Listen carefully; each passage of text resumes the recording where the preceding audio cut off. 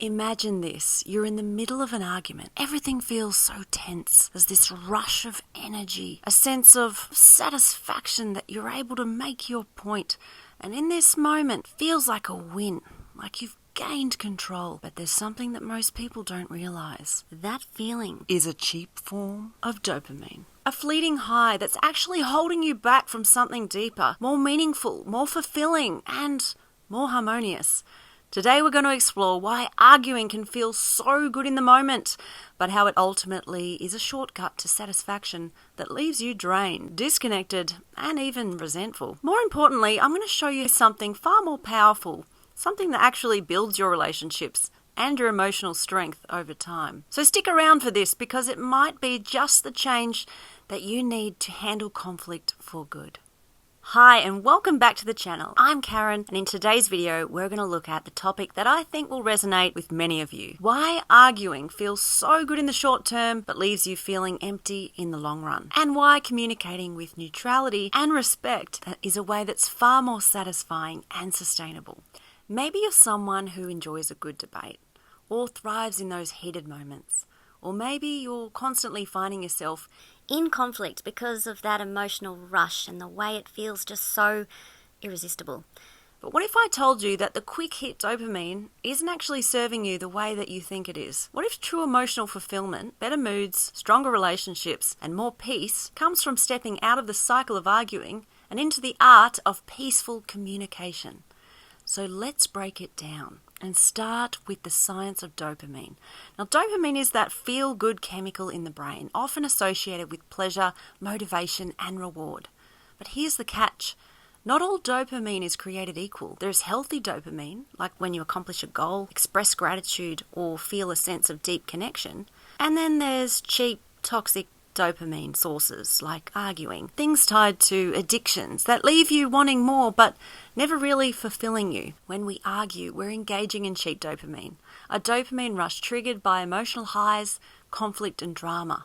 Research from the Journal of Neuroscience shows that arguments create a surge of emotional intensity which triggers a flood of dopamine. So it feels good for a second, your heart's racing, your mind sharpens, you feel like you're winning in the situation, but that rush is temporary. And here's the truth. Arguments, while they provide immediate gratification, they don't lead to long-term emotional fulfillment. They're based on tension, like I'm talking about fights. They're based on competition and defensiveness. This kind of dopamine might feel satisfying in the moment, but it's shallow. It's an instant gratification that doesn't bring true peace, connection, or resolution. And sure, arguing might feel good in the heat of the moment. What are the costs? That rush comes with a price. The first cost is emotional exhaustion. When you're constantly in conflict, your brain is in a state of heightened alertness. You're releasing stress hormones like cortisol. While dopamine spikes, the overall emotional toll is cumulative. So over time, you might find yourself feeling emotionally drained, anxious, and even resentful.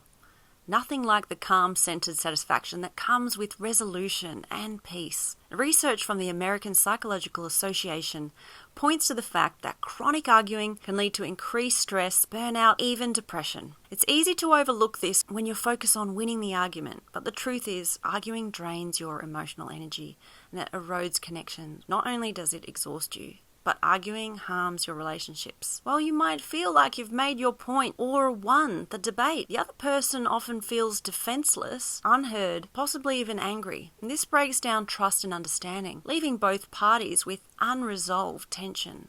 It's actually contributing to long-term dissatisfaction and emotional wear and tear. But what if there was another way to feel that sense of satisfaction, the kind that isn't short-lived, draining or defensive? What if I told you that neutral, effective communication could give you a deeper, more sustainable kind of dopamine, the kind that actually builds relationships and strengthens emotional bonds? When you communicate calmly and respectfully, you activate a different kind of dopamine. The dopamine associated with connection, with understanding and peace. And studies from the University of California in Berkeley have shown that when we engage in positive solution-oriented communication, we experience oxytocin, the love hormone, which fosters trust and deepens relationships. So instead of feeling drained after an argument, peaceful communication leaves you feeling heard, understood, and respected. It promotes emotional intimacy and it strengthens your bond with the other person. It can even boost serotonin, and this creates a space for both of you to feel valued. The long-term satisfaction that far outweighs the cheap dopamine that comes from an argument. Effective communication doesn't just feel good in the moment, it strengthens your relationships, helps you grow emotionally, and cultivates a sense of lasting peace and fulfillment. So how to break the cycle of cheap dopamine and embrace peaceful communication? Well, there's a few powerful strategies to help you out in real time. So number one, you want to just not react, so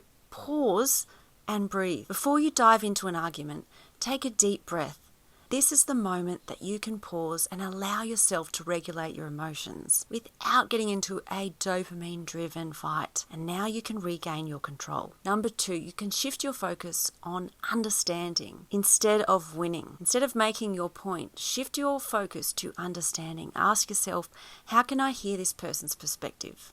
What are they really trying to communicate? And this creates a space for empathy and true connection and ultimately wisdom. Number three, use neutral language. Avoid blaming language or accusations. So neutral language prevents the conversation from escalating into a fight. So instead of saying you always, use I statements, I feel. And this will help you to not make it so personal. And number four, use a win-win strategy. Can actually resolve the conflict and both parties can feel helped and healthy. Approach conflict resolution with the goal of finding a solution that works for both parties, not just yourself. This collaborative mindset allows better communication and creates lasting emotional satisfaction.